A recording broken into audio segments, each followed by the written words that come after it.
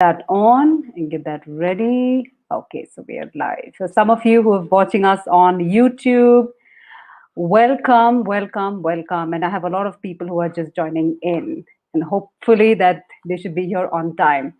So thank you so much for all your time. Quickly, a quick introduction about me and about my friend over here. Sorry, I'm just inviting people. So thank you so much for all your time. Quickly, a quick introduction about me and one about second, my friend. One second, one second.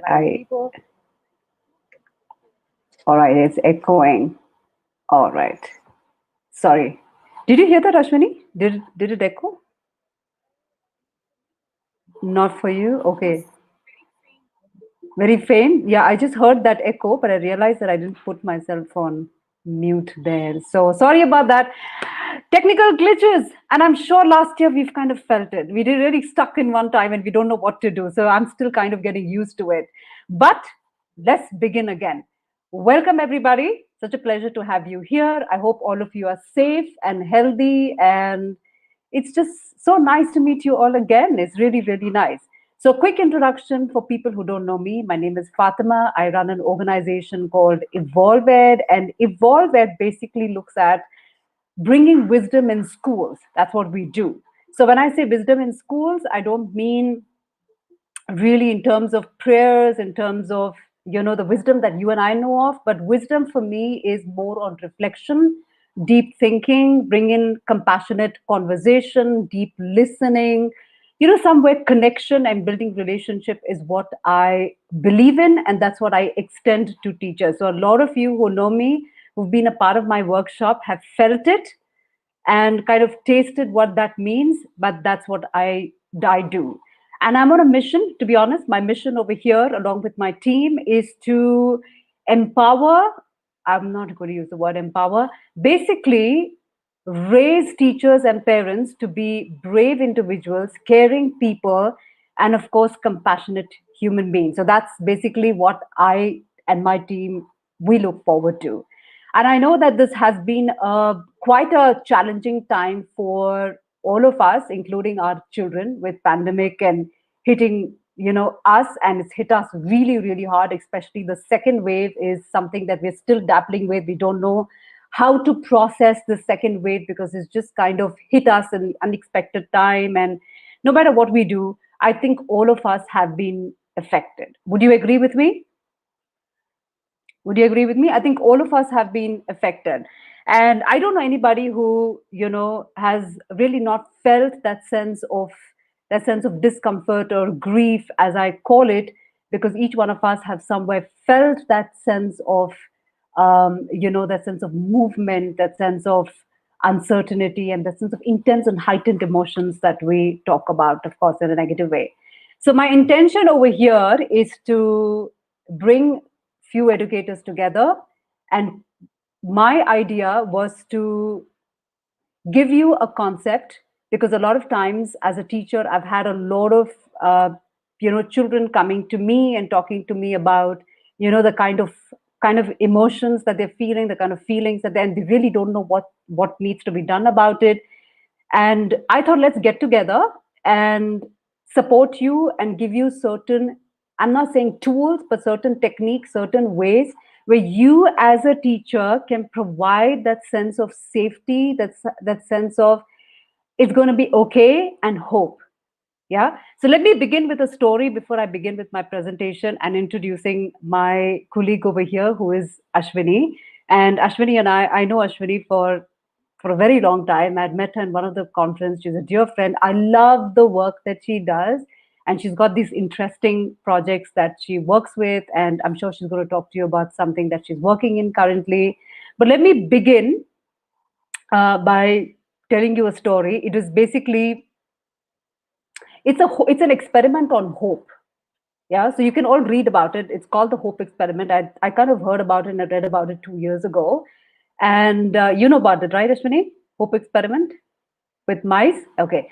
So this quickly, I'm just telling you about what this Hope Experiment is. but it is about a researcher who wanted to experiment on what really happens and how mice takes when they're basically looked at a challenging situation. So he got mice and he experimented with two group of mice, even though it was a sort of a debatable, gruesome experiment. So I request everybody to please mute. Thank you. Please mute. So the whole experiment was, in short, he had two groups of mice, just in short. One mice where he put them into water and he allowed them to kind of wait, and he kind of timed them to when they tend to give up. So after a certain time, they started giving up. So that was about what, about 15 to 20 minutes. If I remember right, that was the time. It was a very short time. And they started giving up, right? So what he did was, can I please request everybody to mute? Thank you, Rekha. Thank you. I know you've just been coming in, so maybe that's why. And so he timed it. And the second group, what he did was he did something more differently. So this time, what he did was he allowed the rats to, submerge and put them into water, same like the way he did the first time. But what he did was, after when they're just about to kind of drown, about to let go, he picked these mice up and put them onto on a safer place. He dried them. He kind of took care of them, and after some time, he put them back in water again. Yeah, this time he noticed it, how much they actually fought to stay alive, or rather struggled to stay alive, or wanted to stay alive. From 15 minutes, it actually expanded to, I think, 3 hours, right, Ashwini? If I'm not wrong? 3 hours. Can you imagine? And it was a gruesome experiment. But I think what really is something that I got out of that whole story that I read, and when I learned as a part of my course, was that hope is something that we need today. Hope is something that definitely works on our resilience. It gives us a light at the end of the tunnel, right? So somewhere that is something which I wanted to talk to you about. So let me just start with a presentation. So do you all have pen and books or paper to write? Go ahead and get that, please. Let me try and see if I can a tab as to. I'm just trying to see if I can present my PPT. Okay, I'm going to just do an entire screen to see how this works. Thank you. I'm just going to quickly take you through a presentation. Okay. I'm just assuming that you can see this.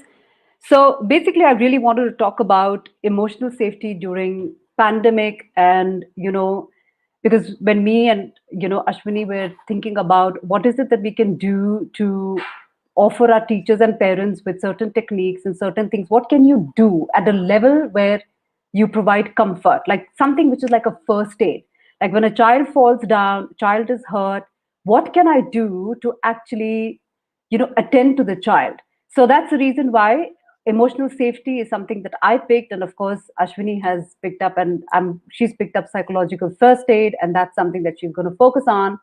And seriously, I think what I really want to talk to you about is what is the lens, what is the intention behind it, because emotional safety is a huge topic by itself. Like, it's something which possibly will take years for us to actually understand. So what is the lens, what is it that we can look at? So in therapy, especially when we're meeting people who are experiencing grief, and I say grief because I think all of us are experiencing some form of loss, and our children are also facing that sense of loss as well. So either we've lost freedom, we've lost that liberty to move out, we've lost our our freedom and permission to go out and meet people. We've lost that freedom to go on dates and friends, and we've actually lost a lot. And what I really sense among people today is some sort of grief. And grief is nothing but an emotional response to a certain loss. Like when you lose something, it could be, of course, it could be ranging to low to high, and but I think all of us are looking at that. But what is the antidote to grief? So when I say grief, this is not a session which is completely focusing on grief. This will talk about anxiety as well. But somewhere I hope you get the idea. The lens that I really want to put forward and invite you to do is focus on compassion. Now, compassion is basically it's actually a shared experience. So we really get confused between empathy and compassion. So we kind of, when I talk to teachers, a lot of teachers, they kind of, you know they say, we need to be empathetic when our child is struggling with something. I know that the child is anxious, he's isolated, he probably is, experiencing some sort of abuse. And the first thing that the teacher says is that, we need to be empathetic, which is absolutely right. I think we need to be empathetic. But there is a difference between empathy and compassion. And the difference that I propose over here is that empathy is feeling for someone. Like you put yourself into that person's shoes and you feel that person's feeling, you're feeling for that person. Compassion, on the other hand, which is very dear to me, the reason why this is very dear to me is because I am a self compassion practitioner, a teacher. I've been trained by Kristen Neff herself, and we've had like a gruesome 1 year. I wouldn't say gruesome, it was fantastic. We had a fantastic year of training with her, and somewhere she and her team, we kind of dived into what this self compassion actually meant. So for me, I was looking at it as an emotion. Was it like a, was it like a balm that you do? What is it like an attitude?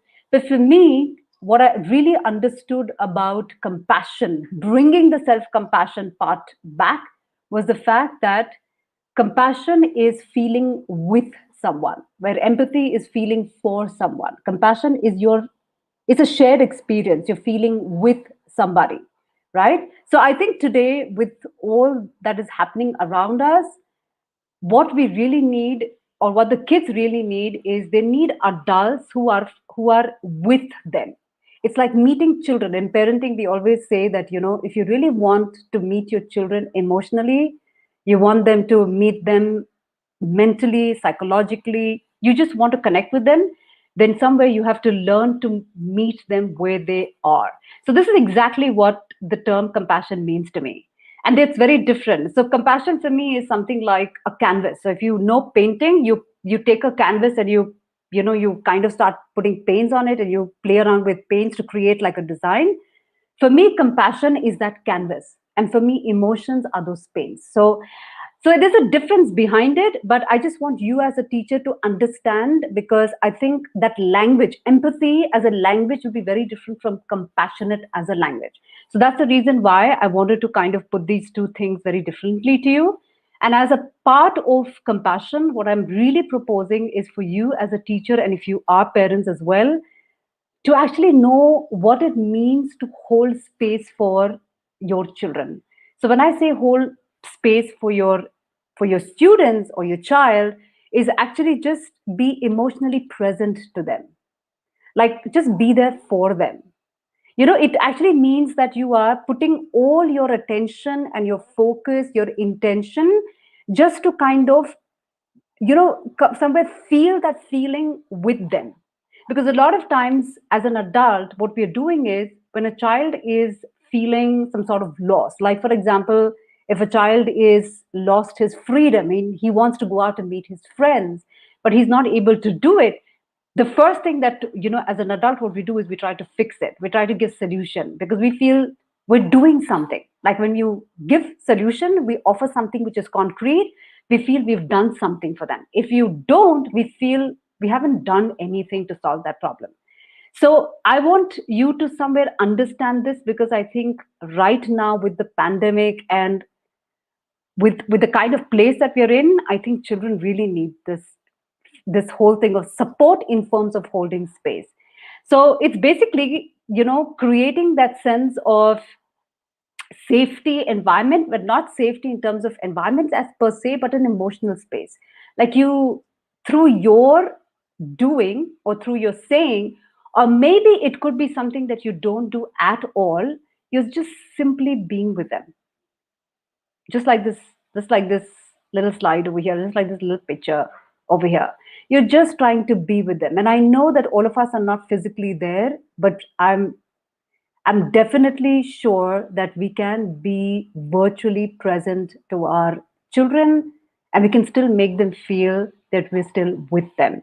We can still do that. So I'm going to just, this is where you need to write down, my dear teachers, if your parents as well, you can write this down. I've used grief, but don't take grief in terms of losses. I know children have lost their grandparents and some of them who've lost their family members. There is grief. And I think we need to somewhere understand that, there is a kind of energy. It's not only virus that we actually smell, we actually kind of smell and take in anxiety, grief, sadness, and all the things that we have. So I'm going to introduce you to these five little things, which I feel it's very important. You may not be able to follow all the five steps to it, but I think it's good for us to explore. Number one is provide. So I'm just going to give you a story behind why this happened, because this PPT is coming after my conversation with teachers and with children as well. So we feel that when child is grieving and is somewhere communicating in terms of anxieties, we really don't know how to read emotions as teachers, but that's okay. But what I'm trying to say is that when we offer somebody something, we feel that it's a tailor-made thing, like one solution is going to be working for all. But the thing is that it may not work for all. Like, for example, there was a teacher who came up to me and she told me that, ma'am, this one girl who lost her grandmother, and her mother kind of got in touch with her and said that, this girl is just not bothered about the grandmother. She lost her because of COVID, of course. And the girl was just didn't show any kind of reaction. She was doing something that was normal. She was on her Facebook. She was watching movies. And the mother was like very concerned. She's like, what is really happening? Is she becomes so insensitive that she doesn't even know that there's something loss that is happening? So the teacher was trying to kind of provide solution to the child, or rather support the child and the parent. And she kind of spoke to me about it. And I'm sure Ashwini is going to, kind of um, enforce and reinstate and kind of, reaffirm the statement that all of us actually have a very different way of processing different emotions. So the child who we feel is not grieving right now may grieve after a month, or may not grieve, or may need help in connecting with their present experience, because for them it could be so hard that they really don't know how to handle that. So that's why they try to distract themselves, and they want to, of course, distraction right now is to just reach out to, gadgets, and and to kind of get on Netflix and social media. Maybe that was something that the child was facing. But what we need to do is to, when we're providing support, we need to understand as teachers that we have to somewhere provide support people, that works for that person. And that takes a long time. This is where Ashwini and her team will come, and she'll talk to you about, and I'll tell you why this is very important and why it's coming. The second thing is to be very present to the grieving person. I mean, just be there. Give her the permission to feel. Give yourself the permission to make yourself available to that person.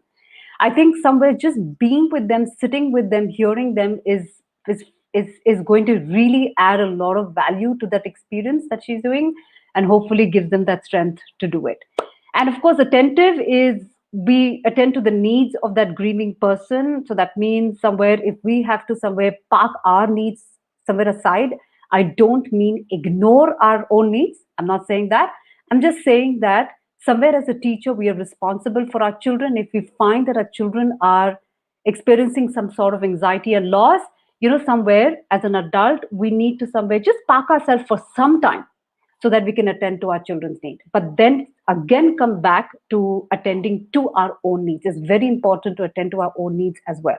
But at that time, it's about them. It's not about you, it is about them. Yeah.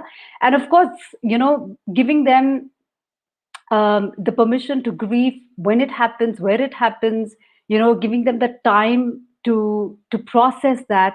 Now, this is again, it's difficult for you to understand right now, but what I'm trying to really look at is bring your focus to point number two, which is present, because I think the S and the A and the C and the E also could be something that we can do as teachers, is able to understand and share their feelings and just be with them, talk to them. And I'll tell you, I'll expand the P and the E a little more in my next slide. But I think this is very important coming from that perspective that we can be providing that balm, that sort of comfort and soothing, and just be there and provide that first aid just by being present with them. If you're present with them, I think that will give them that first step. Yeah. Now this is where you can also, I'm just broken that A and the E, that's the A and the attending and the E part of it, which is empathy, broken into smaller points for you. And I know I'm rushing. This is not my style of presentation. However, I'm kind of rushing through this because I think it's important for me to bring this point out before Ashwini comes forward with her points as well. Number one is, please, teachers, you interact with your students every single day. Please notice your children, notice their, what they're saying, notice their behaviors, notice what any difference in the way they're responding, notice if they're exhibiting anything that is not normal or not like themselves. And I think first thing, even in terms of mindfulness and that I talk about, noticing is something that we normally don't do as teachers. So please make sure that at least decide from today onwards that I will notice, I will observe, I will be keenly looking at what children are and the differences that they're doing, they're saying. Just notice them, notice what they're doing, what they're saying, and the difference that they do. And when I say bend rules, I meant something in terms of, I was talking to a teacher and she said that, in their school, in that particular school, it was not allowed for them to engage with children directly. I don't know how it happens in your school, but if there's a need for you to check with your coordinator, check with your school, and engage with one-to-one with a student, and if somewhere you need to kind of bend the rules a little bit with the permission and the consent of the schools, be please do it, because really kids today don't know what to do and where to do, how to go, what to do. And if you can be somebody who is only at least listening to them and then providing them with support that is required to them. So when I say providing them with support, that means you can tell them that, hey, I can listen to you, I'm there with you, but I think you can talk to your school counselor, you can head out to Miss Ashwini, you can, call a distress line. So so allow, so just be them, listen to them so that they can, know what is the further and the next step that they need to do. It depends on what the case is like. Yeah. And here, in terms of this, be present, what I really meant by this is to just be present to them, because a lot of times what we also do is we tell them things like, you're supposing there was a case where a family lost a mother, and then they said, the teacher was saying, I really know how it feels for you, but you need to be strong for your father. You need to be strong for your brother and sisters. You have young brother and sisters. Even though there's nothing wrong with it, but at that point of time, it may not be something that is right, because trust me, she doesn't know how to connect with that strength. She doesn't know what she needs to do. And the moment we say you need to be strong for your father, you need to be strong, it's adding a lot more pressure, I would say, and more expectations. So it's kind of, putting a lot more on them, more than what they can handle. Even though our intention is to kind of shift and give them that strength, but holding space is just understanding what that is. And I'll tell you how holding space talks and feels like in terms of conversations. Just wanted to bring this to you, advice and problem. So if there is somebody who is, that somebody is almost every time on gadgets, and that the child may be, using gadgets to kind of distract, and is feeling uncomfortable, doesn't know how to process it. There's some news that the neighbor has expired, whatever that is. So instead of focusing on, hey, gadgets is not good for you, you're losing your time, you know what? The advice and problem solving can come a little later. Right now, it's to attend to the child's feeling. Yeah. And one thing which for teachers, which I'd like to propose is just leave the past, hold the child in high regards, no matter how he is in academics, no matter what your experience was with the child, who his parents were, what you think about them right now. Please regard them in your higher status. So unconditional positive regard is something that I that I propose and I expect you to do. At the same time, allow the child to feel whatever they're feeling. So just let them experience whatever they're feeling at the moment. It could be anxiety, it could be loss, it could be grief, it could be uncomfortable, it could be lack of hunger. Experience, let them just feel what they're feeling. So allow that to happen. And when you're listening to them, just refocus your attention, because a lot of times when you're talking to children, we're not really listening to them mindfully. So we're not really present over them when we're listening to them. We're just in our mind chattering away to what is the next thing that we want to tell them, because we feel the role requires us to kind of fix things. But holding space is just not saying anything. A lot of times, just silent and just bringing back your attention to deep listening. I'm listening only because I want the child to express whatever she's feeling, like to just share what she's feeling in the most authentic and the raw manner. That is the intention. And that connecting with that is really important at this time, considering the situation that you're in. And of course, there are a lot of times when people might say, uh, you know, um, I'll just give you a real example about how there was a teacher. It was actually a teacher, and she's now a parent. She's no more a teacher, but she was a teacher before. So she was trying to kind of console somebody and trying to just be there for someone. And when the child was talking about some loss, she brought herself in and said, "You know what? I lost someone like this, and this is how I work in regulating my loss. You need to be strong. See, I was very strong when I lost my pet or whatever. So it's not about you. So if you find yourself bringing yourself and inserting your story into it, just avoid that, please. I think that is something that needs to be done. These are just points for you, and you can pick up one or you can pick up all, whatever resonates with you. And I think what's really important for you is to reassure them that you believe, and to make them know that their feelings are real. There's nothing that they're exaggerating. They're not there. It's something that they're feeling right now. So to reassure them that you believe them and that you're ready to share their feeling, and the lesser you talk, trust me, teachers, the better it is for you. So I'm just going to move on to the next slide and I'll tell you what that means. Be open to any emotions that may come in. So it could be anger, it could be anxiety. So you may fix like things like, oh, why is he getting angry? But he should be feeling anxious about something. So why is he feeling anxious? He should be feeling angry about something. This is the time he needs to be joyful about something. You know what? Let him just come up with anything. You just be there for them. Check your breathing. But I think because when you check your breathing, you'll know how grounded you are.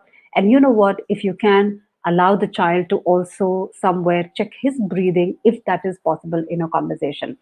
This may seem too much for you, but if you can even pick up one and two, because I know there's a lot of people. I know there are some counselors here as well. So you can pick up even one and two. You can pick up notice. You can allow and just maybe reassure. If you want to just pick up these 3 points and just use it as a part of your conversation with your children, absolutely fine. And when I say emotional boundary, it's a lesson by itself. Trust me, it is all about not inserting yourself and somewhere your emotional boundary. But I'll kind of leave it alone because I think Ashwini is going to focus on that a little more. But I just want you to know that you know what, sometimes we may not have answers for everything that our children are feeling. No one is an expert in emotions, no matter how much you study. We're not an expert in any emotions. What we can actually do is to just simply be there and create that safe space and landing space for children to basically air their pain. So we're not experts, and it's okay sometimes if you don't have the answers. You can just say, things like, I really don't know.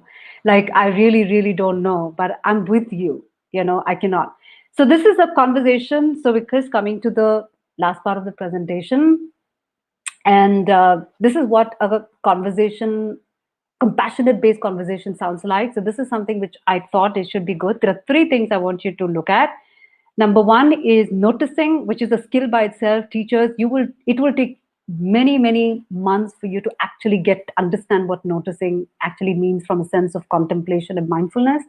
But please take a record and make, kind of put them down. So when you say notice, you can use these conversation. Like for example, I noticed you were very quiet in the class. I noticed that you were reserved. Or I noticed you're talking quite a bit. I noticed you were distracting. So can I be of some help? Like I would love to know what is really happening. And there's a cognitive aspect of it, which means something like I understand your problem. I hear you. I really know what that feels. So that's a cognitive aspect. That is your mind. And there is a feeling aspect. So when you say feeling aspect, that means it's something like when you say things like, I know it's really hard for you right now. I know what you're experiencing. And it's very natural to feel the stress. I know it's very natural to feel that loss. I know it's very natural to kind of feel anxious about things, but I'm here for you, right? So this is the kind of language that you can use with children. I've just kind of put in a few things. And if a child doesn't feel like talking, you can actually help him to make that sense, especially with high school students. You can say something like, when you don't feel like talking, or you don't feel like talking because it actually means something. So it's all right. It's okay. I'll wait. Like whenever you feel like it, I am there. Now, one point which I wanted to bring to all of you is that, emotional boundary. Now, coming from an emotional body, just one point in that is in a way of supporting our children. I feel that the teachers kind of cross their boundaries and they say, you know what, you can call me any time of the day, any time of the night, I'm available to you. But the thing is that if you really can do that, if with a child who's experiencing anxiety can call you at 2 o'clock in the night, which I don't know if that's going to happen, then you can offer that expectation. But if you cannot, then you have to be very descriptive. You can say, hey, I'm available to you. I'm available anytime between 12 o'clock to 6 o'clock. You can call me or you can just text me and I'll call you back. So that emotional boundary, that boundary with work is something which I thought I should kind of put it forward, but more as we come in. Invitation is, you can say something like, you can talk to me, you can talk to your school counselor, and you know what, both of us are here to walk with you, not the school counselor. Both of us are here to walk with you, and both of us want to really help you out to make sense of your feeling or to help you out to feel better. So whatever you come with. And something like, your grandma, you missed your grandma, I know, and I know how it feels. Last and least, if you can just tell them, I hear you, I see you, I feel you. I think if you can start your conversations with these, somewhere the compassionate conversation and talk is something that will allow you. So just wanted to bring this thing to you. And this is for all of you. I'm running short of time and 3 minutes past my time, but just some things for you, all of you, please. I know we're offering support to our kids. We're holding that space for them, but I think somewhere we need to hold that space for ourselves as well. So get away from gadgets, limit your social media, because I think media is really not servicing us. So we talk about social distancing, we talk about physical distancing. You know what? Distance yourself from media. I think that is the greatest favor that you can do to yourself, because it's horrible. It's horrifying to see things like that. And these are things that are beyond our control, and it kind of plays on your mind. And the last thing we need to do is drain children, drain adults. We're not going to go anywhere, right? So that's the reason why. And if you can get away, please do that. Stay connected with your family. Include something which is fun for you to do as a teacher, as a parent. What's something that is fun? I do it myself because I really want to elevate my level of, I would say, positive energy inside. So I keep doing a lot of fun stuff, looking at fun things, creating routines for you teachers, because I know that with virtual teaching, there's so much to do. There's cooking, house, children, family. But in this chaos, if you can use time boxing as a technique, please search it out, Google it out. Time boxing is a technique where you box your time and things are too much to on your plate. How can you segregate them into your priorities? You can Google time boxing out and box your time and make time for your healthy behaviors. So instill your healthy behaviors. Put music, include reading, spend time with nature, caring for pets, whatever it takes to help you out. Work out for your body, work out for your mind, exercise, meditate.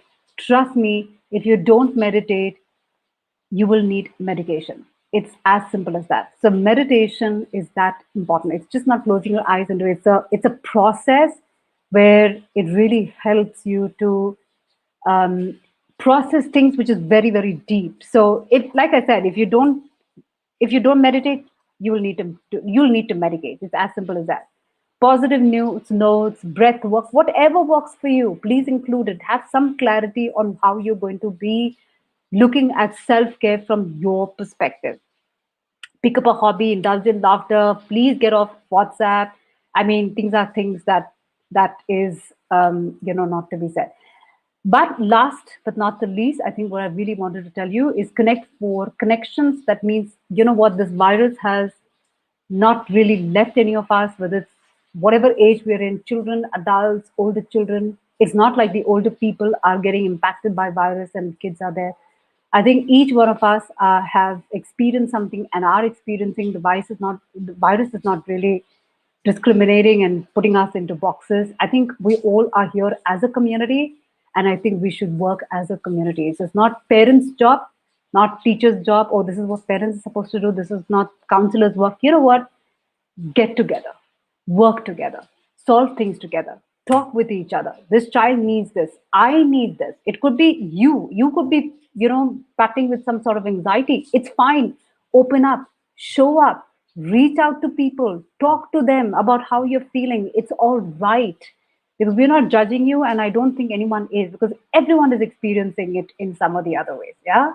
So look at the goodness, because I think the good part about even though this picture says something else, but really, I really wanted to say that I think what's the good part about this whole episodes and the experience that we are in right now is that we all have come together as a community, and we're trying to see goodness in people. We're trying to go out and help. And I'm sure Ashwini is going to talk about something that she has. And that's a little bit about me. So if you want to stay connected with me, you can mail me on this email ID. And I also have a group for people who are looking for some sort of relief. And if you're a parent, or if you're a teacher, if you're looking at some wisdom teaching and bring wisdom in your profession and your personal life, that's where you need to go, because there's a lot of resources that are available for you. So yeah, so that's something about me. Wow, there's a lot of people who are waiting for me here. All right. So I hope that. Okay, Aparna, thank you so much. I did not see that because when I share the whole screen, so maybe that's why you got that tab. But let me do something. Let me try and see if I can upload this PPT for you, so you can refer it anytime, and for you guys. So let me just take a minute to introduce my friend Ashwini. And Ashwini is founder director of Mukta Foundation, and she does a lot of work with people, with schools, with parents. She has an awesome initiative that she's taken on distress lines, helplines that she's opened with her organization, and that's her way of giving back to community. She has worked with multiple organizations, like I said, on sexual abuse, on emotion, on trauma, and load of grief as well.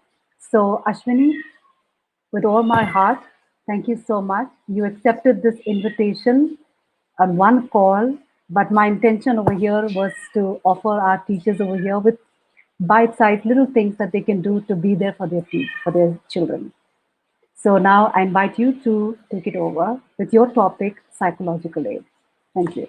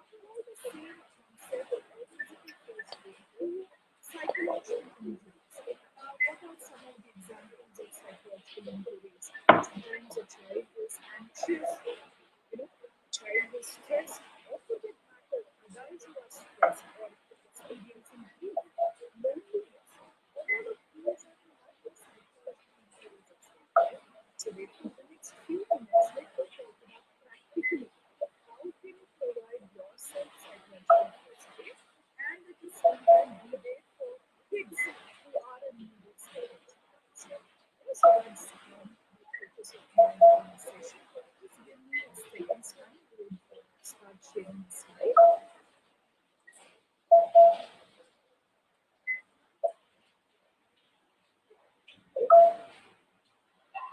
Can you see the slide? Yes, ma'am. Yes, ma'am.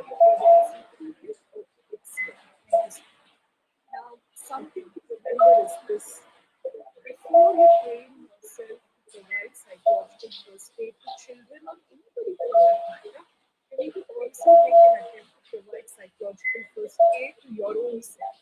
Now, the reason why I'm saying this is imagine you get a call from a child who's struggling in the school, or let's say those of you who are parents, you see that your child is becoming way too anxious. Now, before providing psychological first aid to your child for being anxious, if you are anxious yourself, would that be something that you would be able to do a good job of? Maybe not, right? So therefore, I want you to pay attention to this particular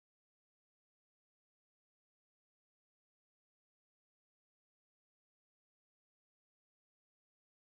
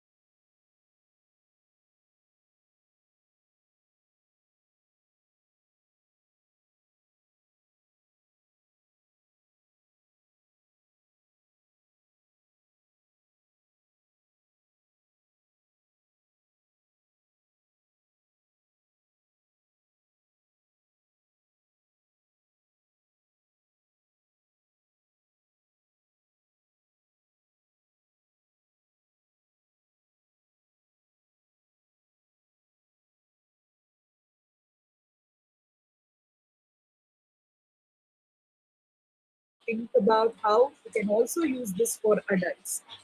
Because if adults are not calm, there is no way through your words the child is going to become calm. So therefore, safety first, your own self, and then you'll be in a much better position. Now look at this particular slide. This is something that I came across years ago by this person called Carl Albrecht. Okay, Carl Albrecht has done a phenomenal job in terms of creating a hierarchy of fears. You're all afraid. That's the fundamental emotion through which all the other emotions are stemming right now. Can I request everyone to mute yourself so that we don't? Yeah. So now, please listen to me. Sometimes it's fear that is at the base of anxiety. It's the fear which is at the base of all the stress. Sometimes we are worried, we are afraid that what if I end up being alone, all alone. Now, therefore, fear is at the base of most feelings that causes emotional distress. So, therefore, I want you to pay attention to this particular framework provided by Carl Albrecht. Now, look at the usage of the term. The hierarchy of fear is calling it feararchy. Now, the context in which I learned about this model was certainly not COVID crisis. It was way before COVID crisis. But then I think that shouldn't stop us from using this model to also understand what is the predominant fear that we have or the child is facing. Look at this. At the first, the base, no, the foundation of all fears sometimes could be the fear of extinction. What does that mean? Fear of extinction means what? Am I going to die? A child might, say, "Am I going to die?" I mean, worse, to let me die. I have my children saying, "I don't care if I am no more, but my parents should be fine. My friends should be safe." Look at the heart of a child. So, at the foundation, fundamentally, it could be the fear of extinction. See now, I know a lot of information is getting circulated online and in all the news portals also that the third wave is going to affect children. Now, are we watching news in a private room or are we watching news in isolation? No. We are very much watching these news when children are around. Imagine if somebody says the next target is children. I mean, just imagine what the child is likely to feel. So, therefore, fundamentally, the first level is fear of extinction. Why am I introducing this particular hierarchy? It is so that when you are talking to a child, you need to explore at which level is this child's fear. What is the nature of this child's fear? That's number one. Look at the second level, fear of mutilation. Fear of mutilation. Fear of mutilation simply means children are exposed to these images of so many people in hospitals. No? I mean, we all know how children react to that vaccination, right? Taking injections is not like the calming experience. Children are afraid, and then there's flooding of these images where people are dying, people are with these oxygen masks and medical equipments around. So child might be like, "Oh my God!" And the third wave, they're telling children are the target. Am I going to go through this? They're not so much worried about dying, then a little bit more worried about what would happen to my bodily integrity. Is my body going to be pierced with needles and so on? So therefore, we really need to calm them. And before that, we need to explore. Look at the third one, fear of losing autonomy. Fear of losing autonomy. I mean, this is something that I'm sure you might have already seen. A child goes to touch one chocolate and it tells you wash your hands first. You wash the chocolate and then eat. As such, children or most all adults have lost autonomy. Autonomy simply means what? That freedom to just be the way I want to be. As such, in the society that we live, children don't really enjoy the best of autonomy, you know, greatly controlled by most adults. And in the context of COVID, this lack of autonomy sometimes it's more for children than adults. Maybe the child has actually washed the hands, but mommy is telling you didn't show me when you washed your hands. Why didn't you call me and see me? These are all things that add up in the mind of the child. Children, they will take care of themselves, but then this constant supervision, nagging, intensifying and magnifying how worse the consequences could be, actually is a sense of losing autonomy. Right? They can't meet friends, they can't watch anything. I mean, I recently had one of my cousin's child telling me that, auntie, earlier at least I would get to watch some channel, some cartoon. But now, 24/7, my mother wants to see this news channel. You see, the child's problem and stress could be at least for half an hour, you're not allowing me to watch Doraemon or Augie the Cockroach. Instead, you want to watch day in and day out how many people are dead and so on. Let's look out for, are we really curbing more autonomy of children than we have actually done that even in the past? But is it becoming more and more now? And is the child's distress emerging from this fear? Let us go figure out. Okay? Then move up. Fear of separation. I think children recognize that they are more dependent on adults than most adults are, isn't it? A child knows I can't cook for myself. I cannot even order on Swiggy all by myself. A child who will pay my school fees, who will give me their mobile phone to at least call my friend. These are genuine emotions of a child, right? So, child might also be extremely afraid of separation, and the separation could be separation from the parents. And I've seen children. who are left all alone at home because both the parents are tested positive. Or maybe a child heard it and is imagining maybe this is what I may go through. So we need to figure out. As such, little things such as the heart of the child is such that, before COVID, myself and let's say Rajini were best friends. Now we are not able to see each other. What if she has made new friend? It's the heart of a child. For adults, it's like life and death, but for the child, it's like that one best friend that I had tried so much to be friends with. Prior to March 2020, now I'm unable to see her. What if she's made new friend? So this could also be a fear of separation for a child. And you cannot trivialize it and say, oh, COVID crisis, and you're worried about that one friend. You cannot trivialize. So let us be empathetic, and I think that's exactly what was also focused in the previous session. And look at what's at the topmost: fear of ego death. What is this fear of ego death? What it means is adults also, they're like, "Arey, I built my career working so hard, I studied so hard, I built my company so hard, and then this COVID crisis hit the world. What was the point in doing anything that I have done in this life so far?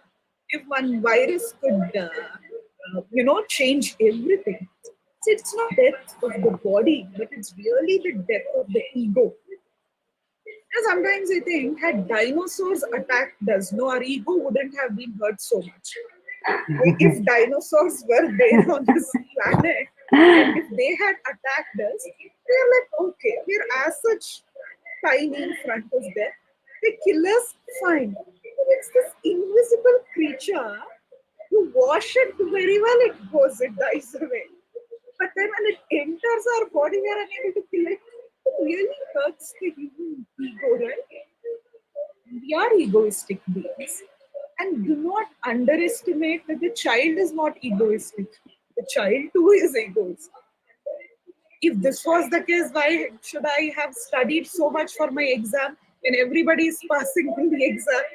These are the fears of children, isn't it? That's the ego death for a child. It's so hard. Now all my friends are passing.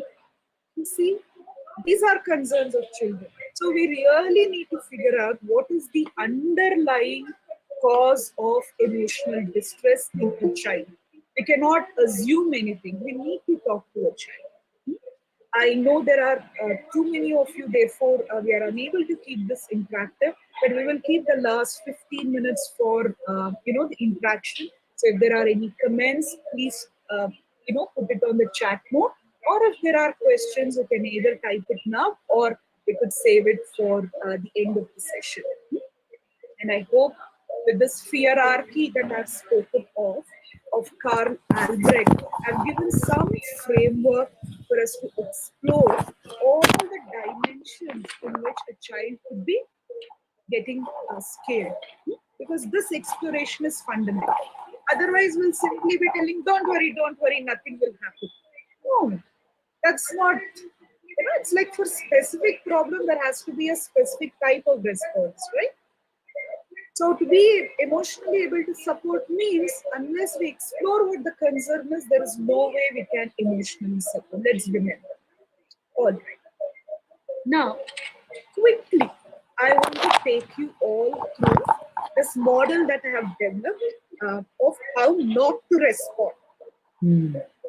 It's like, sometimes it's not just about how to be empathetic, it's also about how not to be. Like there are some people who say, I love this person, but that love at times can become suffocating. So therefore, before we learn about how to empathetically support, let's spend some 5 to 6 minutes on how not to respond to a child. And I'm going to be colloquial in my language because that's the way we speak to children, right? I keep quiet. I'm going to talk like that in order to give you a glimpse of usually how we end up talking to children. Yeah? Look at this. So stop it now. I've looked at all different ways that we could respond and emotionally be damaging to a child. So I've put it in the form of an acronym because I love acronyms. It's easy to remember. Look at this. Stop it now. You have to stop it now if at all you want to be emotionally supportive to children or anybody for that matter. First one, shutting down. What does shutting down means? A child wants to tell something. The child is like, "Mummy." That's how a child will begin. No? The child won't come and tell this are my concern. You know, the child would say something, and then you shut down by saying, "I told you to do your homework. No, what are you coming and telling me? I'll listen to you later." So shutting down simply means you're not responding at all. Instead, you're shifting the focus to something else. Or shutting down could also be telling, that's okay, I promise nothing will happen, let's move on.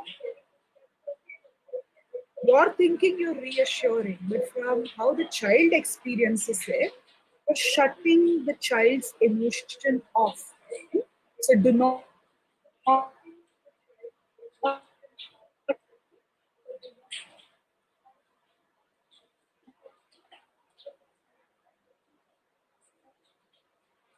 shut it off. The next the child is saying, making a joke out of what the child is saying. For instance, let's say the child says, ma'am, I wanted to be a horse rider when I grow up, ma'am. How can I be a horse rider? And the teacher is like, oh, please, horse riding. First, you finish, you focus on your study, you look at it later. Isn't it trivialization? A child is sharing something about a child's aspiration, and we are like, okay, laughing it. So let us never trivialize, never ever trivialize. Trivialize is making a joke out of what the child is saying. O stands for overgeneralization. What does overgeneralization mean? Overgeneralization indicates. I know I see that there are several of you from certain institutions like Samhita Academy and all in the past who have conducted a lot of programs. For you, it might be like overgeneralization, how much I speak about it. Overgeneralization simply means in your conversation with a child or anybody, are you using the following words? What are the words? Everyone, no one, always, never, forever.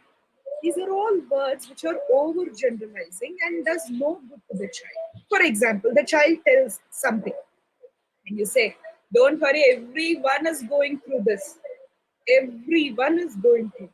So imagine I see Sapna Manoj ma'am on the screen, the name. So let's say Sapna is telling something. She's a kid now. And I say, Sapna, don't worry. Whatever you're telling, that sadness or that fear, no, everyone is going through. Now, for a child who's opened and shared his or her emotions with you, when you say everyone, it's like then my emotions don't count. Or to tell a child, Rachel, you're always cribbing about, what you're going through. Keep going. You see, always. Or to tell Shamala, never do you listen to me. No? Never do you listen to me. Forget, don't worry. You mean good. Your intentions are excellent, but the consequence turns out to be not so great. So I would say ditch the words dump, okay, dump words of overgeneralization. They're not going to come. Alright? Now P stands for problematization. What does problematization mean? Imagine the child has decided to come and speak to you. Now you're catching the child and making it seem like, okay, now you've got the seriousness of the problem. I'll brainwash you about how COVID is dangerous. Say, for example, Fatima ma'am is a child. Fatima ma'am said, Ma'am, I want to talk to you. I'm afraid of something. And now I know, okay, now this is the right time to convince Fatima to be careful. So what do? I problematize. And how do I do it? Fatima, I don't know. Okay, earlier they were telling COVID gets spread through droplets, and now air, it seems, air, you know, through air only. So you should wear mask, okay? You're thinking you're doing good, but here it's like taking the child to surgery way before you've given anesthesia, isn't it? So we really need to go step by step. Do not problematize more than what the child is already thinking. And please know when I'm talking about stop it now, I know that if you are using it right, we mean good. We want the Mm. best for the kid in your role as a teacher or in your role as, uh, you know, a parent, but then the consequences. Now it's the same, no? I mean, nothing against any media house. I sometimes think we need to call trauma informed journalism. I've been actually planning to do this workshop. I don't know who will come and attend, but trauma informed journalism. Shouldn't journalists first be trained on stop it now? Yeah. Intention, maybe it's good, or at least we'll give that benefit of doubt. Yeah, intention, I believe it's good, but then the impact. So therefore, next, I stands for interrogation. Interrogation is not asking too many questions when the child wants to open up and share the emotional concern. Now, T stands for toxic positivity. What positivity is all right, you know. I remember Fatima ma'am began her dialogue with all of you with that experiment on hope, right? What the mice experienced.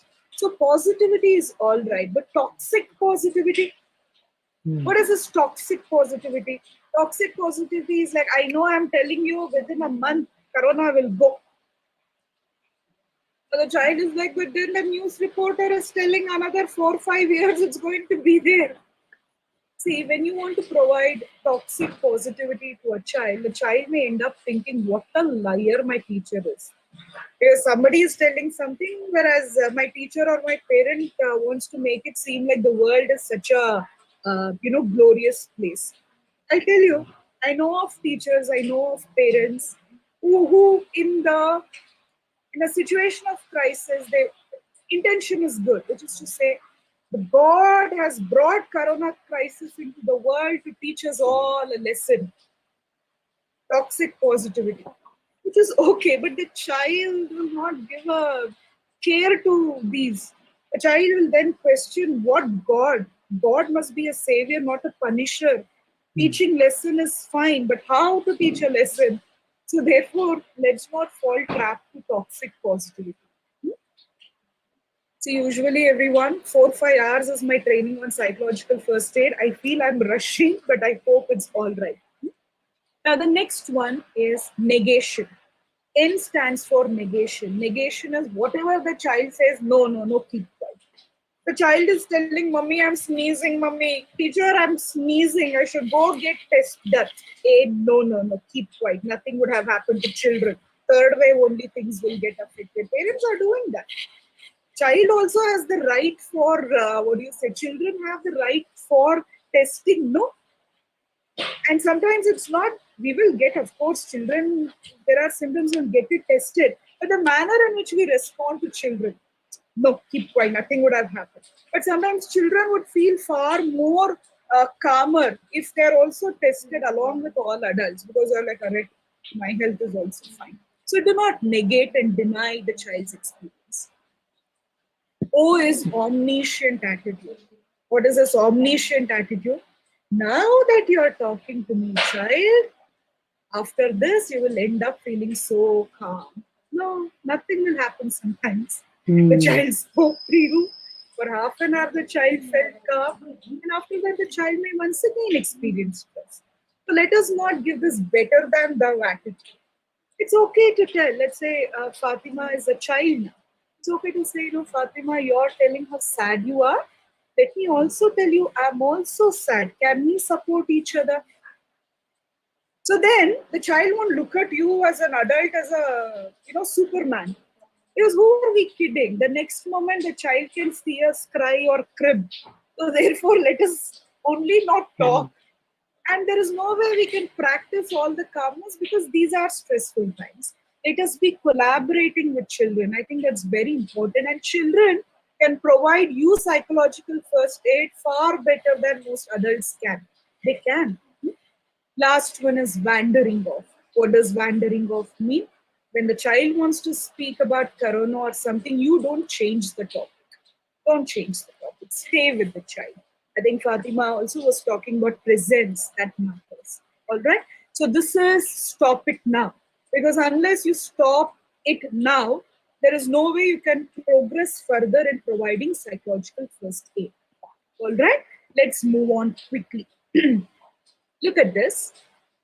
Now, this is the model we are using at Mukta Foundation.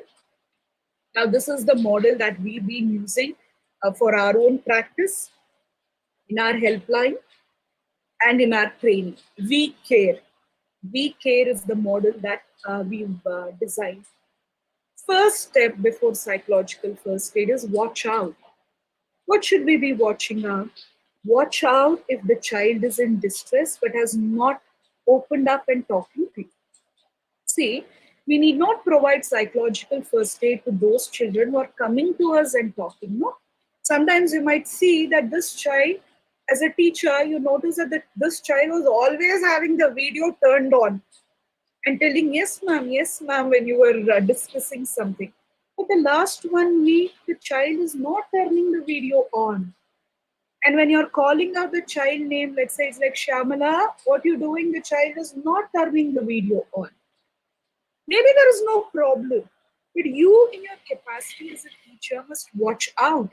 Maybe after the class, call up. So, watch out means it's not just paying attention to those who come to us, but when children are unable to express, maybe as a parent, you notice this child is not even eating ice cream that he or she loved, is not even, telling you good morning when you say good morning. So watch out. Watch out if the child is in any type of emotional distress. Are you all okay? Now watch out. Then E, evaluate. What does evaluate mean? Evaluate means even before talking to a child, don't assume, but at least evaluate what brought about these changes so that you can emotionally prepare yourself before you speak to the child. Are you listening to me? Evaluate means observe or speak to concerned adults. Let's say you're a teacher. It's okay to evaluate the child's condition by speaking to the parents if at all there is an opportunity. Okay? So evaluate first. And then what should you do? Care. C stands for connect with the child. How do you connect with the child? Let's say, I'm unable to see a lot of you on the screen, but let's say I'm able to see Fatima ma'am. So you're going to be the child ma'am for the next 10 minutes. Yeah. So Not let's a say problem. Fatima ma'am is the child. Yeah, sure. So now I tell, Fatima, the last 1 week, right? I've been noticing that whenever I call your name earlier, you used to respond to me, no? Plus, last 1 week, you've not been responding to me when I call your name in our online classes. Is there something you wish to tell me? You see, connect. How do you connect? You don't say, Fatima, there's something I want to talk to you, okay? Shall we talk? No. Connect means first tell a child what have you observed that made you believe the child requires support. Practical, simple, but then this is needed. I can tell Ruchi, I'm a mother, let's say, and I tell Ruchi, every time I make, I was about to say bindi masala, I hope it's okay. Let's say I'm a mom and I'm telling, every time I make bindi masala, you used to eat, no Ruchi. But then the last 2 days, you're not eating it. Do you want to tell me something? You see, you connect to the child. If by chance Ruchi tells, no, mama, nothing, go. You're only worried because your bindi did not get over. If Ruchi tells that, you tell Ruchi, see, okay. Really, I wasn't concerned about that. But in the event that you want to talk to me, please know that I want to listen to you. Keep the doors open and then move on. Don't pressurize a child to talk. Are you all listening to me? So state what you observed and why you are concerned. And then if a child says, no problem, then you tell, okay, so Rekha, you're telling me there is no problem, I'm happy about it. But in the event that you really want to talk to me, please know that I would want to listen to you. Okay? Leave the invitation open. Connect. A stands for, I mean, there are so many nuances. I'm not going there, but I'm just giving you an overview. A stands for assess and acknowledge. What does assess mean? Let's say there's nothing wrong. If at all it's a child who knows numbers, right? First, second standard, third standard children know. Let's say I see somebody's name for the Kalpana. Let's say Kalpana is a fourth standard kid. Is showing anger.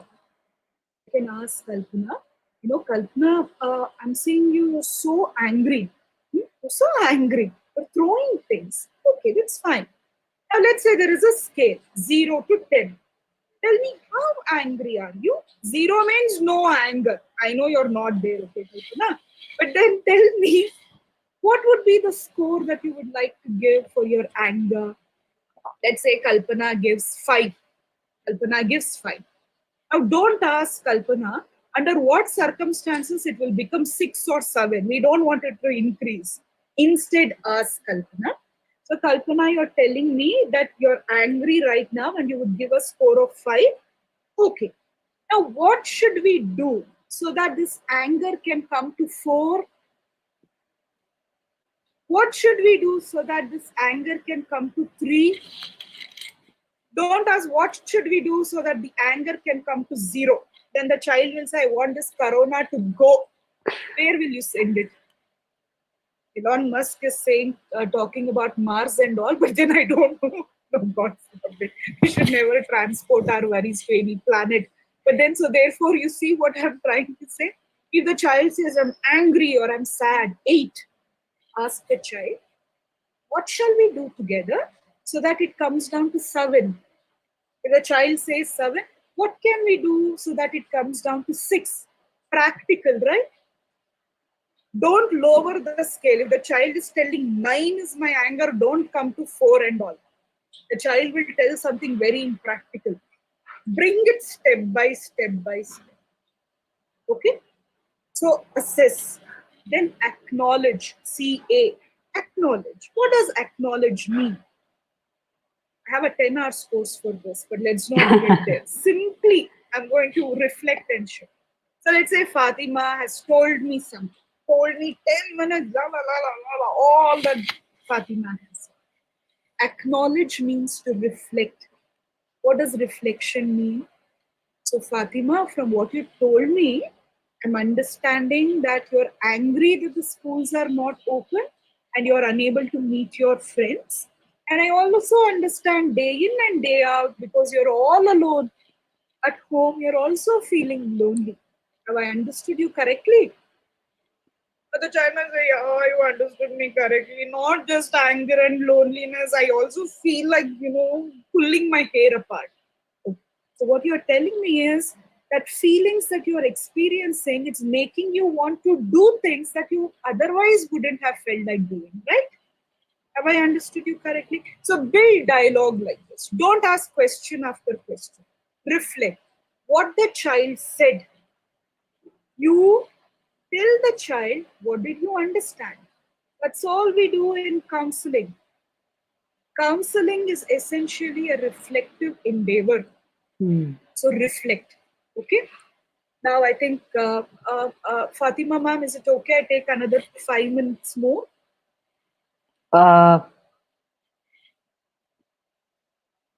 Yeah, it's okay with me as long as it's okay with it. Yeah. So thanks a lot. So CA, R means refer. Well, I know it's not easy to simply say I'm referring the child. Instead, let's say you're a teacher. If at all the child is crying, instead of telling, go speak to a counselor, instead you would do the psychological first aid and then refer the child to a counselor. Or let's say you're a parent. Let's say in our own helpline, we have specific people who we've trained to work with children only. Yeah? So therefore, let's say you're a parent, you provided psychological first aid, but then you think that there must be a bit more support, and you can tell your child, see, now I spoke to you. I know you felt slightly better, but not completely better. Would it be okay if I ask you to speak to somebody else? Would you be okay? The way we refer an adult is different, but in this context, when you're talking to children, get permission from the child. True. You are a teacher, before telling, go speak to your counselor. No, I'm a maths teacher. Before that, you do for psychological first aid, and then you say, Sapna, you know that different adults are trained in different things. No, like for maths, any problem you come to me. But now I've spoken to you. I'm hoping it reduced your sadness a little. But can I ask you to speak to the counselor?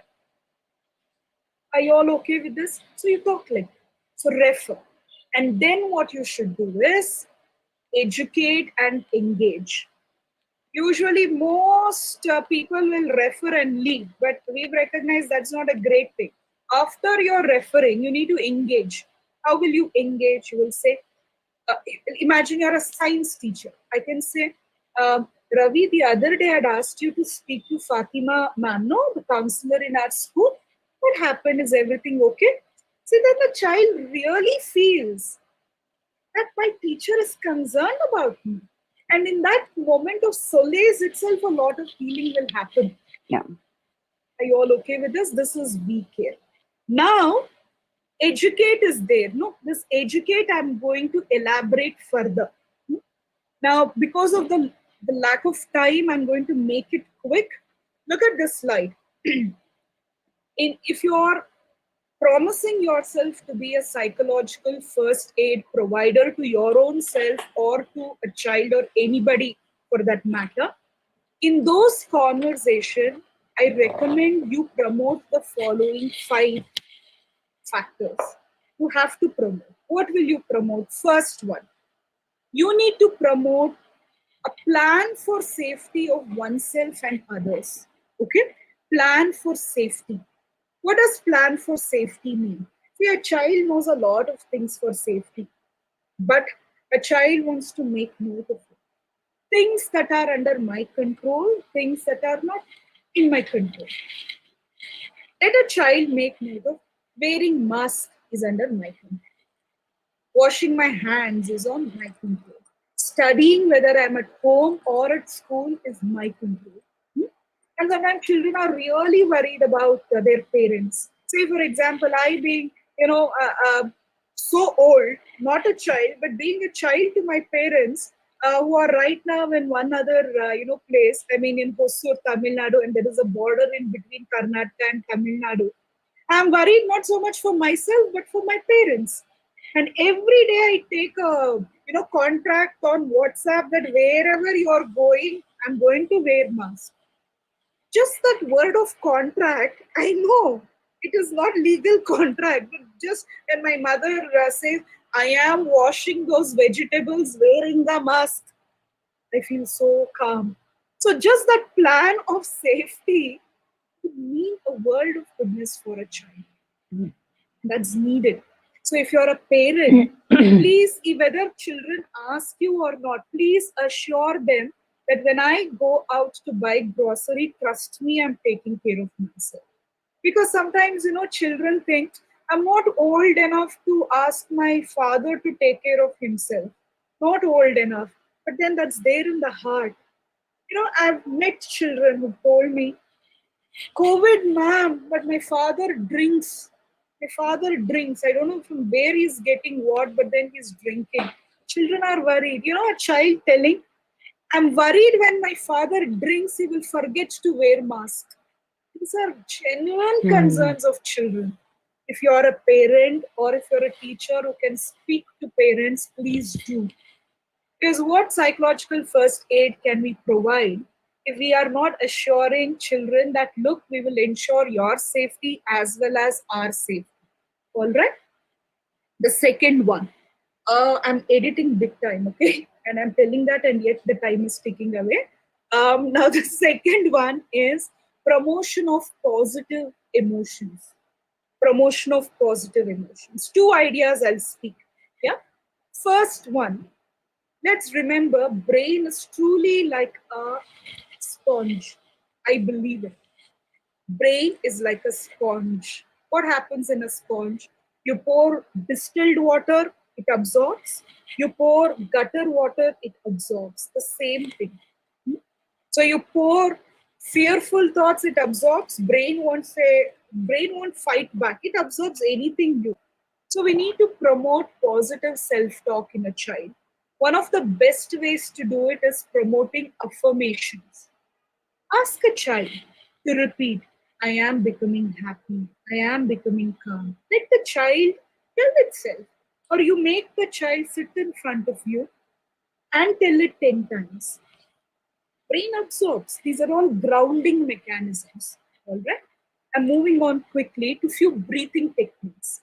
Because we're talking about children, uh, there is something called finger breathing. Everyone, please look at the screen. There's something called finger breathing. What is finger breathing? Because you tell a child do pranayama, the child is like, pranayama, you know.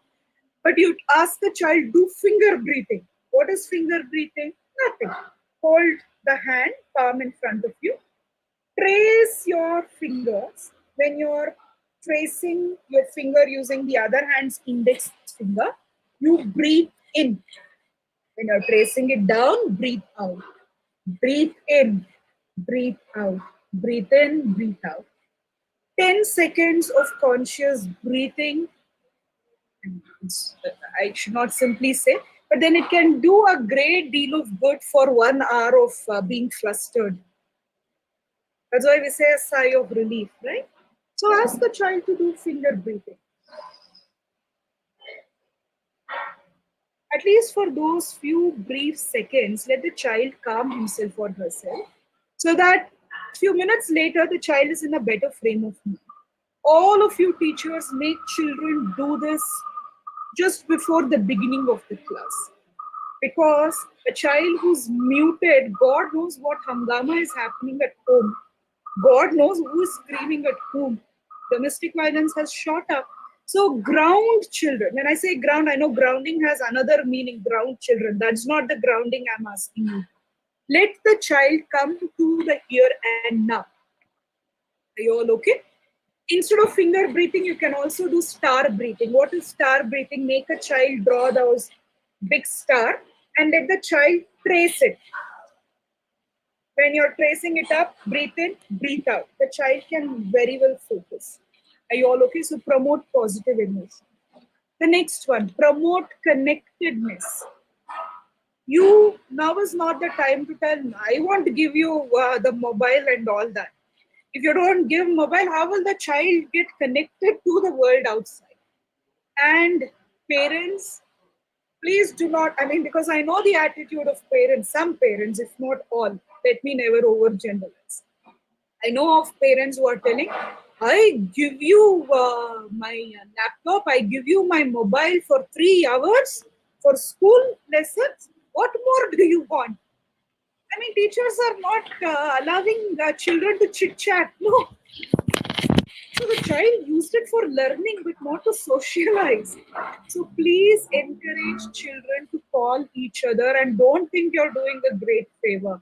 If anything, you will do yourself a favor because a child will not lose social skills during this pandemic. So promote connectedness. Then promote routines and self care. Promote routines and self care. You can do this with high school children. You can also do this with primary school children. Ask a child. Don't give timetable. That's the last thing. Corona has given us timetable to stay in. So don't give timetable to children. Instead, ask them to create their own routine. Say, for example, a child says, I'm going to attend class from this time to this, or I'm going to exercise. To do list. But along with to do list, ask the child to do to be list. What is this to be list? While I do what I do, what will be my mindset? I'll attend class. That anyway the child will attend. To do. But to be, I'll attend the class happily. I'll eat wholeheartedly. so that a child can build a positive spirit. And Russian, the last one, kindly promote optimistic attitude. What does optimistic attitude be? Tell your child the story that Fatima ma'am said. Tell stories that, the other day I heard there's this freedom fighter called Doreswamy, right? Hmm. 100 plus years, tested positive, and he recuperated. Hmm. How happy would all of us feel of such possibilities? Every day, make sure you tell children stories of people who are recovering. Sometimes, if you've not heard it, it's okay. Once in a while, you even lie. You say that that friend that I had was tested positive. It seems recuperated. I mean, I'm not encouraging you tell something that is not true, but in the event that you don't get a story, it's okay. It's okay. So please promote stories of resilience. Please promote, tell them that children's immunity is excellent, it seems. Third wave or no third wave, children will not be affected. Brain, trust me, it's like a sponge. You know, sometimes I think just like the Covishield, Covaxin, these are for the body. Sometimes our optimism, our hope are like the psychological vaccination would also take us a long way. And for I'm going to stop now. And for all those of you who might, in addition, require additional support, apart from what do you say? Apart from what I have spoken to all of you in terms of psychological first aid for children or for adults, kindly contact the helpline that Mukta Foundation has launched. Hmm? So you see that there are three numbers. Now these three numbers are of the coordinators, and we have close to 30 plus counselors who are volunteering with us right now. So please take a snapshot, take a picture, of the helpline details. If you need a bit more support than psychological first aid, even what we will be doing is psychological first aid only. It's not counseling, but sometimes we need additional support. Yeah, times like that, please reach out. Please reach out, and we would be the happiest to be of support to all of you. Thank you so much, everyone, and take care. And let's stay connected. And you please stay safe. I think that's the most important. Yeah? Thanks, everyone. Thank you so much. Thank you so Thanks much, Ashwini. for connecting me with such a lovely group. Thank No, you. it's amazing. It's always amazing to have you, talk, and it's so beautiful. I actually thought my session should have been after your session because this beautifully kind of connects both.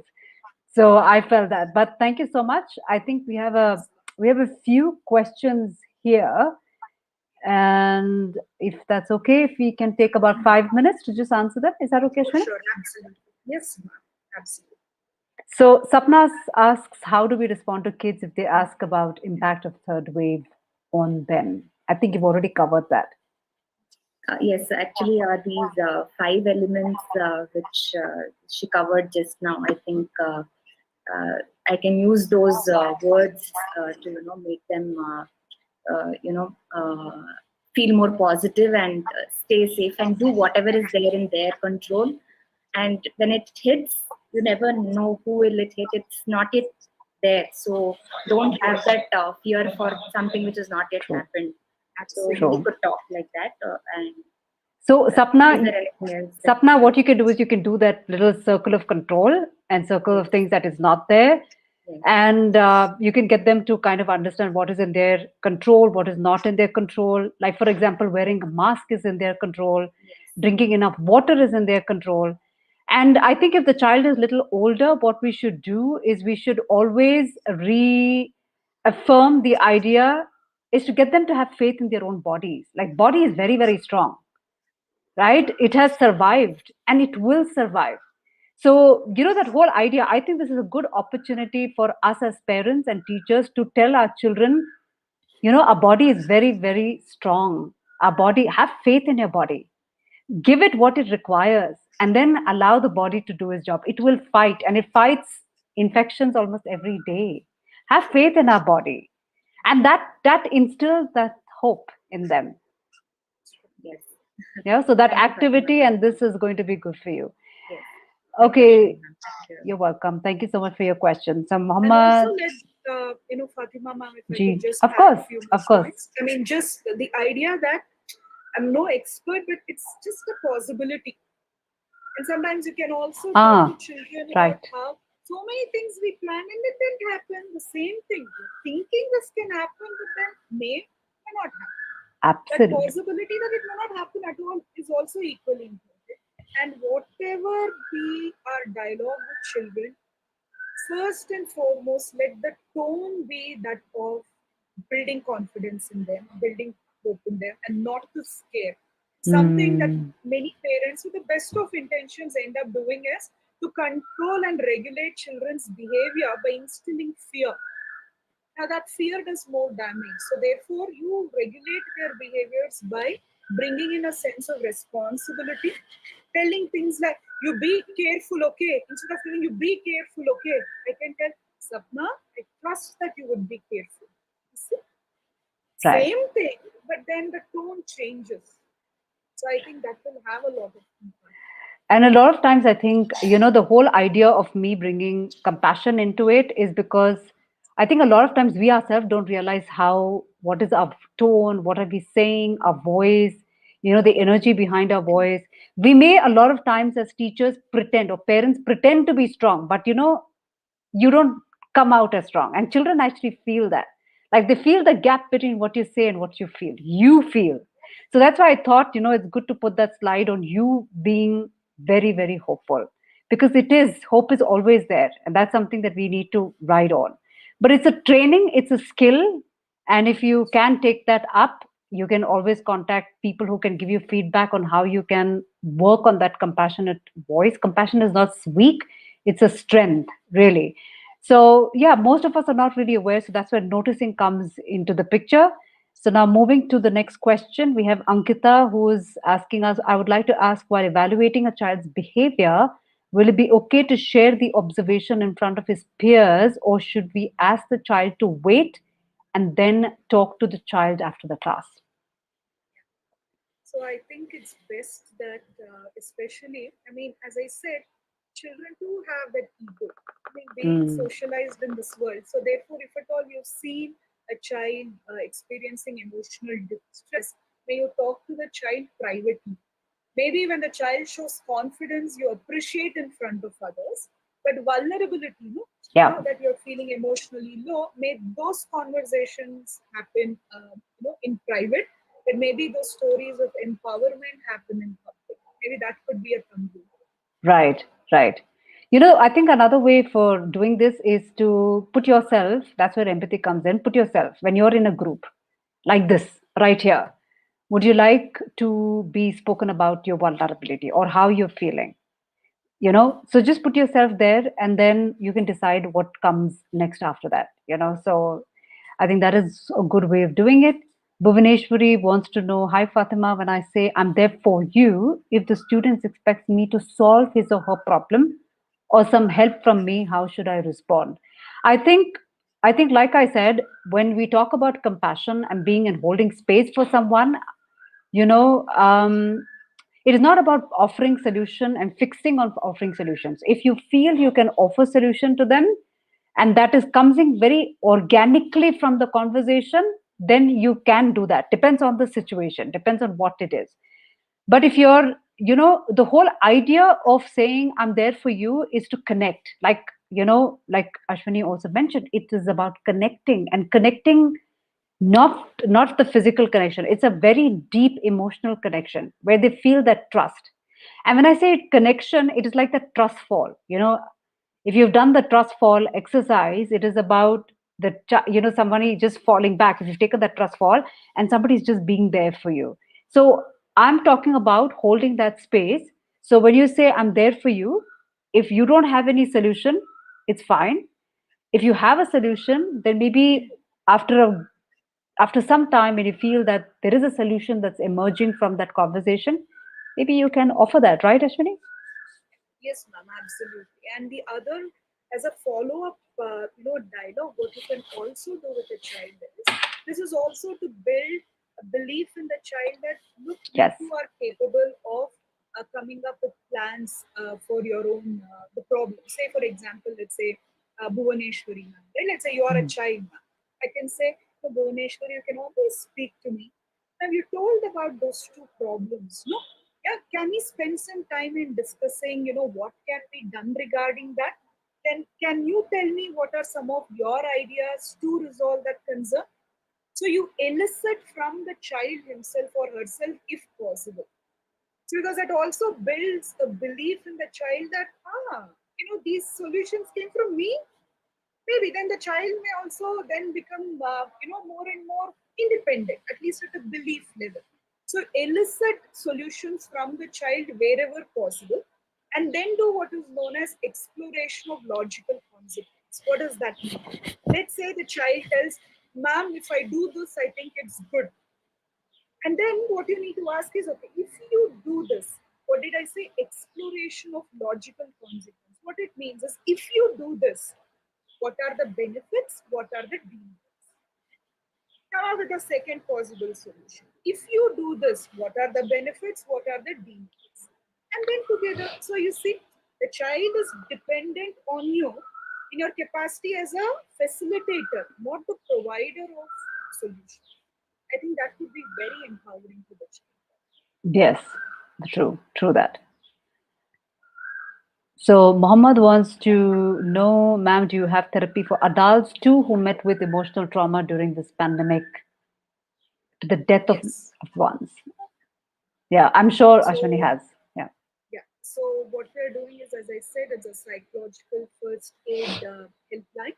So adults and children. In fact, today I spoke about children, given the focus of this conversation was on the children.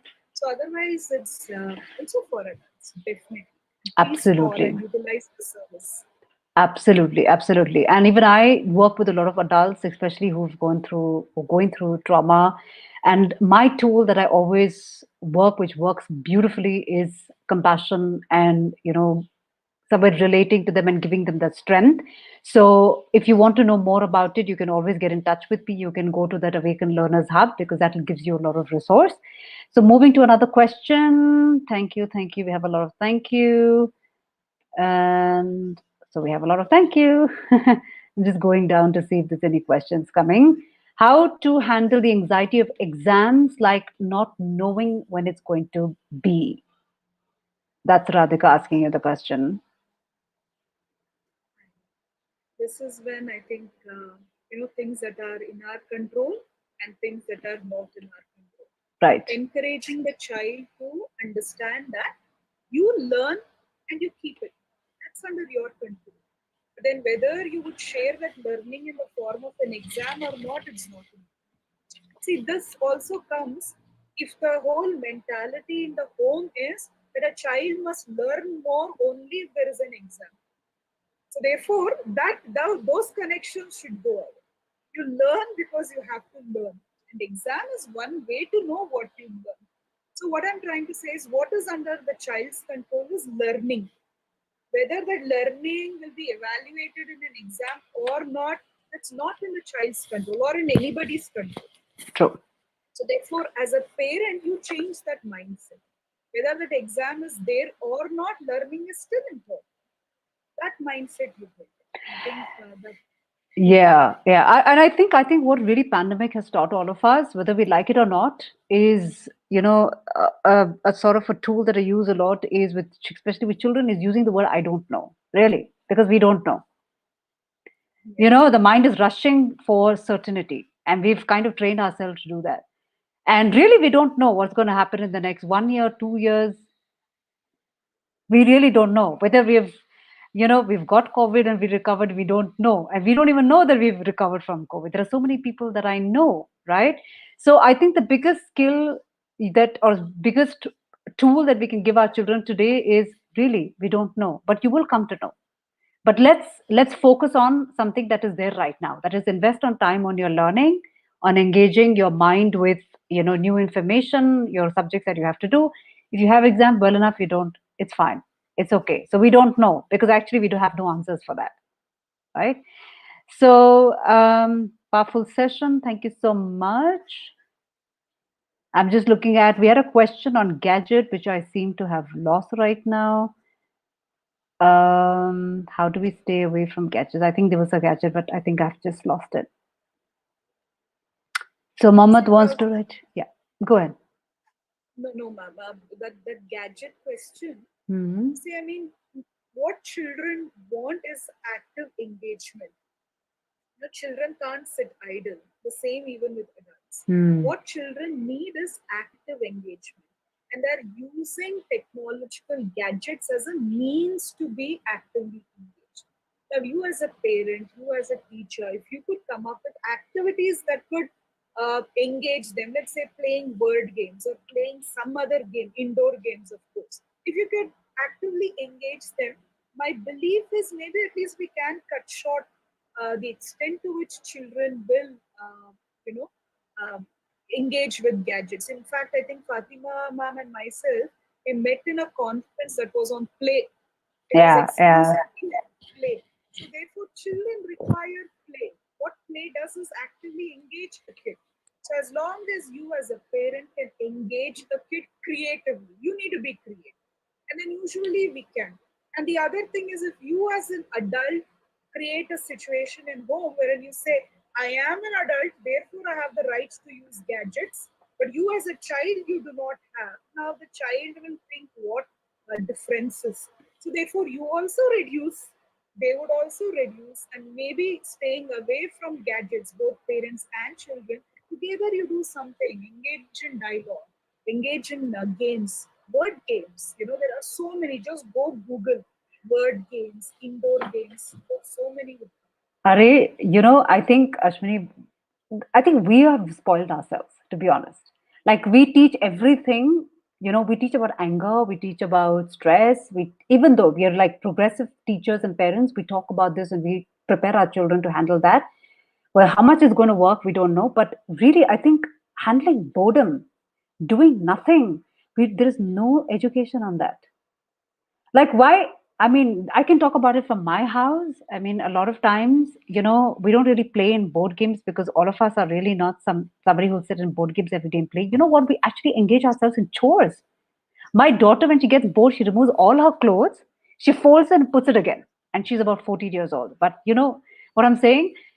Engage, get them to do housework, let them pay attention to garden, let them pay attention to things at home itself. And of course you have planned activities like Ashwini said, where you have board games, you have cards, you have things that you can do. But there are, just let them get bored, just let them be, but have regulation in terms of gadgets. Like she rightly said, just because you watch something on, let's say, a YouTube, or you watch something on Netflix which is supposed to be a documentary, and because they are not watching a documentary and they're just watching something which is a cartoon related thing, it doesn't become that, it doesn't, it's not like their content is ridiculous and ours is very empowering and knowledgeable. Like I'm watching something knowledgeable, so I give myself permission to watch, and you are not like that. No, have regulation for yourself. As parents, Ashwini, I find a lot of them, we are afraid of getting bored. We don't want to do not to do anything. We don't want to breathe. We don't want to sit. We don't want to meditate. We rather want to distract ourselves, and we expect our kids. I think that's somewhere which is there. So yeah. So at this on this note, thank you so much, all of you, for being here. Ashwini, thank you so much for this wonderful session. If you want to get in touch with Ashwini, Ashwini has put her number there and her email IDs. Please do get in touch with us in case if you want further support and help. I'm available as well, and of course, Ashwini is there as well for you. And the whole idea over here is to work as a community. I think both of us have come together to tell you that we're here for you. We're here for you. We feel your pain. And as teachers, I know you're going through a lot. And you've gone through a lot for the past 1 year.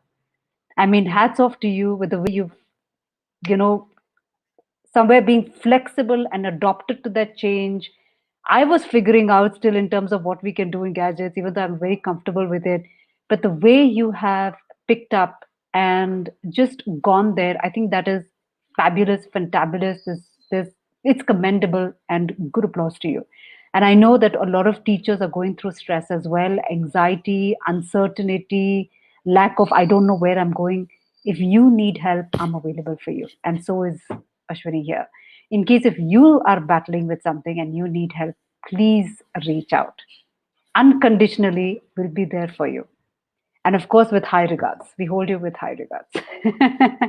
So on that note, thank you. Thank you, everybody. Thank you.